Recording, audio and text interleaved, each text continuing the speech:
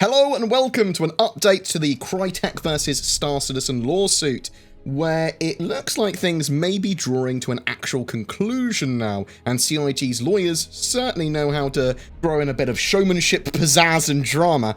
I'm not a lawyer, so anything that I talk about here is my own understandings and biases coming to the surface, how I understand the case and what I know from the source information. What I'm going to be largely quoting from and summarising is CIG's response to Crytek's motion to dismiss their own case, so it's very much from CIG's lawyer's point of view, and you could certainly argue that this video is much more biased towards CIG's point of view, so I'm literally leaning towards CIG and what they're saying, and you'd be right, because I actually think their point of view is correct. Star Citizen has been in a legal battle with Crytek, so let's do a quick summary of the events. Star Citizen starts using the CryEngine to develop its game Star Citizen and associated game Squadron 42. Crytek sold its engine to Amazon in 2014. Star Citizen started discussing potential use of the Lumberyard Engine, the engine that was sold to Amazon, in 2015, and April 30th, 2016, Amazon granted a license to CIG for the engine. However, CIG began accepting pledges for Squadron 42's development as a separate item, or at least you could purchase it separately from anything else, and then Crytek warned CIG that this may go against their GLA, their game license agreement, and CIG put out a statement that said, you will access Squadron 42 through the same game client as Star Citizen, and the games are connected. December 12th, 2017, Crytek started action against CIG for a variety of breaches and infringements, which have now mostly been dismissed and withdrawn. More recently, Crytek have tried to dismiss their own claim as they expected Squadron 42 to be released by now, or by the end of the case, or basically they are stating that their claim is not ripe enough. They were expecting their claim to be riper and Squadron 42 to be further along or be released by now. However, during discovery, CIG gave a response to Crytek, which has been redacted, so we don't know exactly what it was, that then made Crytek say, well, our lawsuit requires Squadron 42 to be released, and we can't continue without that, basically, or we would like it to be dismissed without that. That's basically what they've been saying. And Crytek have asked the court to dismiss the case without prejudice and without condition, so they can bring back the complaint in the future without paying CIG's fees at the moment.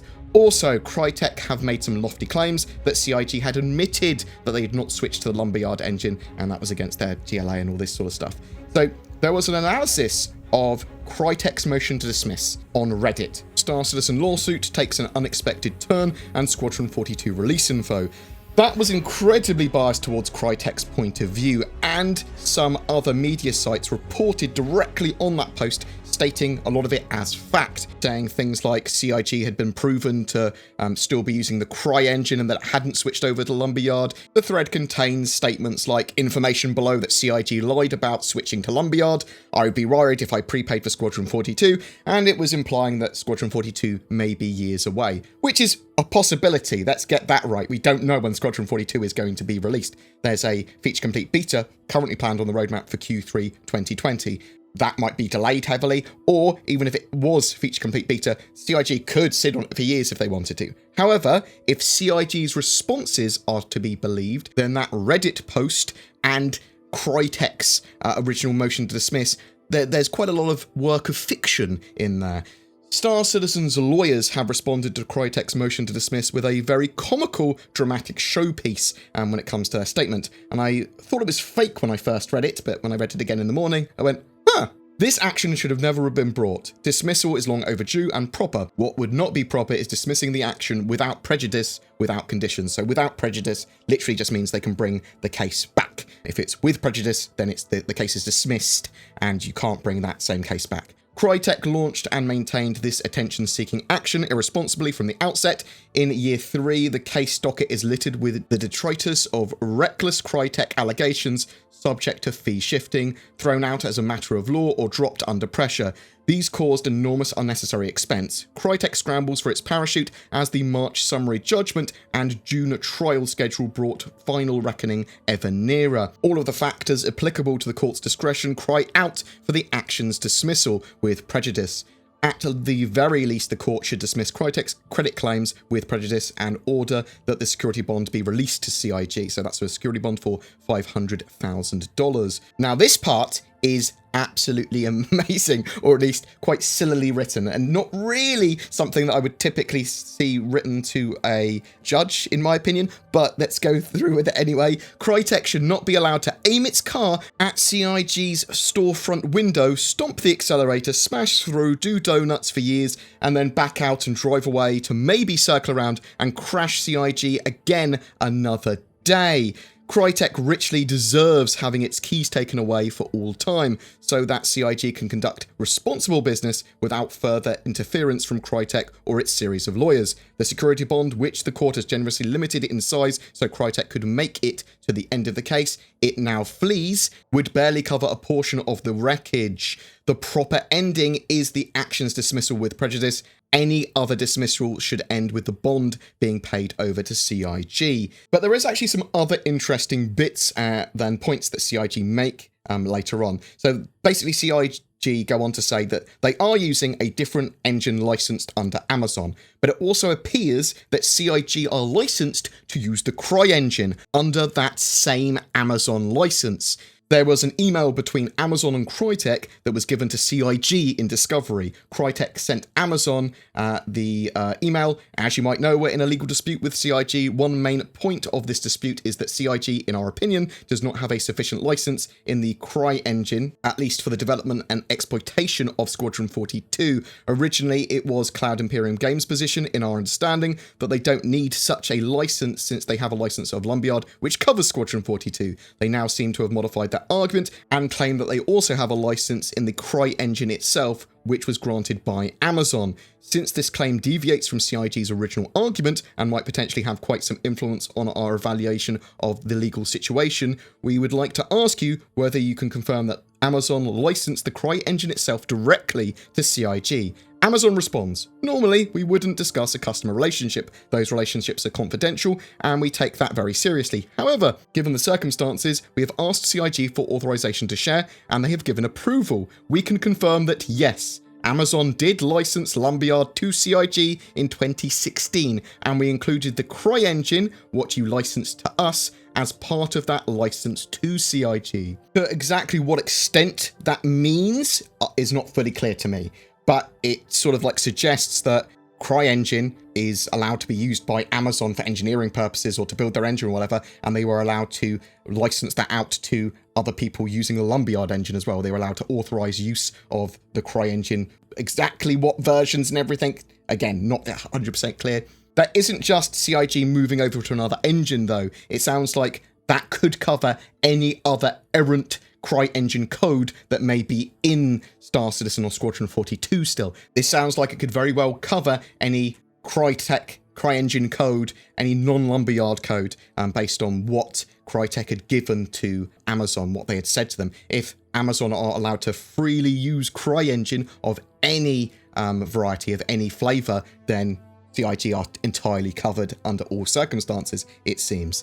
So, some other stuff. CIG has repeatedly pointed out that Crytek's claim that Squadron 42 can't be released as a separate game client could not even theoretically be right because Squadron 42 has not yet been released. Even pretending the Amazon license did not exist, the GLA, Game License Agreement, expressly defines the game as both Star Citizen and its related space fighter game Squadron 42, and whether content falls outside the scope of that license, whether the players actually access the content through the Star Citizen game client or not. Since Squadron 42 has not yet been made available to players at all, a fact Crytek conceded earlier in Discovery, Crytek's claim is always been at best premature. CIG go on to state that the real reason that Crytek want to walk away from its Squadron 42 claim is because Crytek can no longer delay the inevitable reckoning that its claim is and always has been meritless for at least two independent reasons. First, by suddenly seeking a dismissal without prejudice to preserve its right to refile once CIG has in fact released Squadron 42. Crytek concedes CIG's long-argued point that no breach has even theoretically occurred until actually the game has been released. Second, evidence uncovered in Discovery on the Amazon license shows that in May 2019, a year and a half after launching the action, Crytek sheepishly and belatedly emailed Amazon to ask if they had truly granted CIG a license covering prior versions of CryEngine, which Amazon confirmed they had.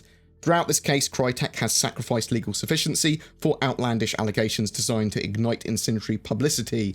Even as Crytek now hobbles towards the exit, it misleads the court, and in this closely watched case, that always means misleading the public by falsely claiming that CIG did not switch to the Lumberyard Engine and pretending that new information came out in Discovery about the timing of future release of Squadron 42. In fact, nothing about release timing of Squadron 42 has been shared with Crytek. Now, that's something that I didn't expect. I was actually expecting CIG to say, oh, we don't have a release date planned for Squadron 42 yet. I thought that's what their redacted statements were implying, but obviously I was incorrect there. CIG say that Crytek had tried to twist a redacted statement, potentially implying that Squadron 42 is years away from completion or something like that, which apparently rather stated that CIG had not yet determined how players will access the game.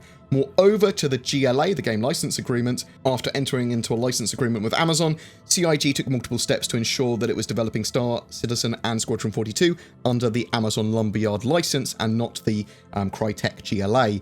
CIG also say that although Squadron 42 is purchasable as a standalone item, the last public statement on Squadron 42 is that it was part of the Star Citizen universe and the games are functionally connected, as well as being accessed through the same launcher. It seems that CIG may have been correct in their assumption that Crytek may have been trying to walk away with the case without paying CIG's legal fees, hence why a $2 million bond was requested by CIG from Crytek. Court later then granted the bond for a lesser amount of $500,000. What Crytek did not know is that the Lumberyard license also include rights to prior versions of the CryEngine itself, rights which Amazon granted in order to minimize the engineering time it would take CIG to migrate to Lumberyard. So there's also been a lot of parts of the original Crytek lawsuit and case dismissed or withdrawn now, and CIG had some stuff to say on this. Crytek's initial complaint, prepared by a team of lawyers at Skadden, launched an itinerary of contrived and baseless assertions and claims at CIG, all smashed together in claims for copyright infringement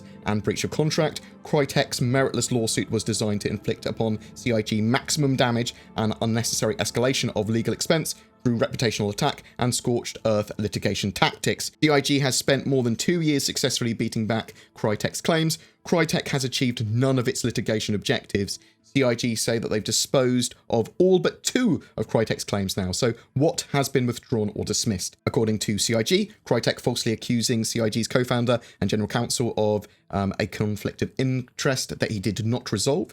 Crytek's leading cause of action alleged that CIG violated the GLA by switching to a different game engine. Crytek sought punitive damages on its claims for breach of contract and copyright infringement. In its second amended complaint, Crytek added a new claim alleging that CIG had violated the GLA by engaging in competing game engine business. Crytek claimed that CIG violated the GLA's non-disclosure provisions by sharing CryEngine source code with third-party faceware technology. Crytek claimed that CIG violated the GLA by failing to deliver certain bug fixes and game engine optimizations.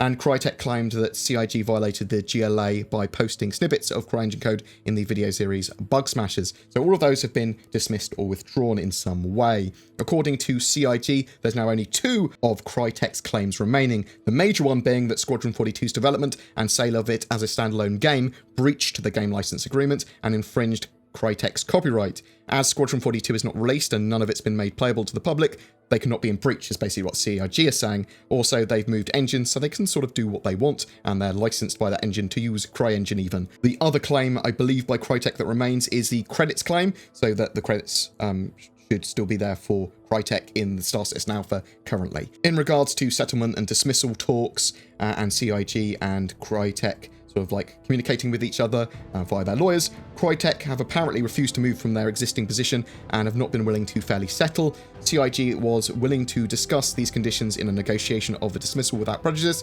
Crytek remained unwilling to impose any conditions to their dismissal of the case. To date, CIG has incurred over $900,000 in attorney's fees in this case. That's what they say anyway. Obviously, that's going to be very much more biased towards CIG's opinion. They're going to certainly say that they're doing the correct and right thing, the reasonable thing, and that Crytek are not.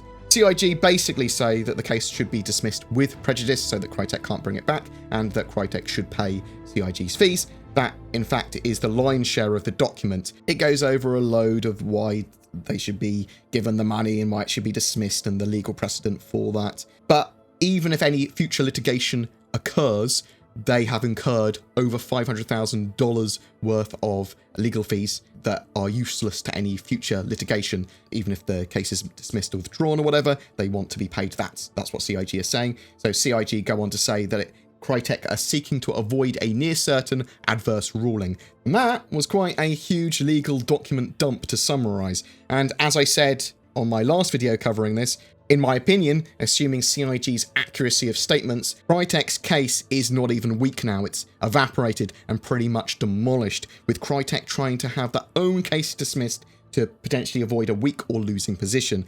This has certainly been a wild ride, with some very eccentric statements from either side. Crytek have until the 24th of January to reply to CIG's statements here, and then the court will make its decision on the motion to dismiss on the 7th of February, and it could very well all be over by then. What do you think, though? Do you think Crytek still has some fight left in them? To me, it looks like their case is pretty much demolished now. CIG's fees of almost $1 million, though, seem a little bit high, in my opinion. Though, to what extent of that discovery cost them, I don't know. Do you think that the case is winding up now and is pretty much over, or do you think it's not over until the gavel strikes the table, or whatever the little hammer thing strikes? Whatever your thoughts, I'd love to hear from you in the comments below. Please remain civil, though. I'll link all the source material down below as well, so you can check out all of the referenced pieces here. It was a very interesting case, in my opinion. Very strange. But what I also find strange was that Reddit post on r/games getting so many upvotes when it was so clearly biased and based on just Crytek's response, just Crytek what they were saying, which just seems so weird to trust that as fact. Anyway, I'm not a lawyer for legal reasons, I've got to say that again, but I do love a good rant and an I reckon. Oh, shake my fists. Every month we have a ship giveaway for January 2020. It's for an Anvil Arrow and Star Citizen game package. Just comment on any of my videos made this month to be in for a chance. More details in the description below. Oh, it's time to shill. If you're looking for a VPN, then consider NordVPN. They have many advantages over free VPNs, but are incredibly cheap, and I use them and can recommend. There's Shadow as well, which is an alternative to owning your own gaming PC. They give you a sort of Windows 10 environment focused on gaming, and it leverages the power of your internet and their cloud so that you can stream it to any device or other PC or laptop or phone or whatever. And you can now order systems with varying scales of hardware for up to 4K gaming, and as always, it works fantastically well with Star Citizen. It's an extremely affordable way to get access to a high-spec PC. Links below to Shadow and Nord, and make sure you use the code BoredGamer to get a discount. Thank you very much for watching, and if you want to support my channel further, consider becoming a Patreon or YouTube member via the join button, or sharing my videos, or liking and subscribing. Take care, and I'll see you in the verse.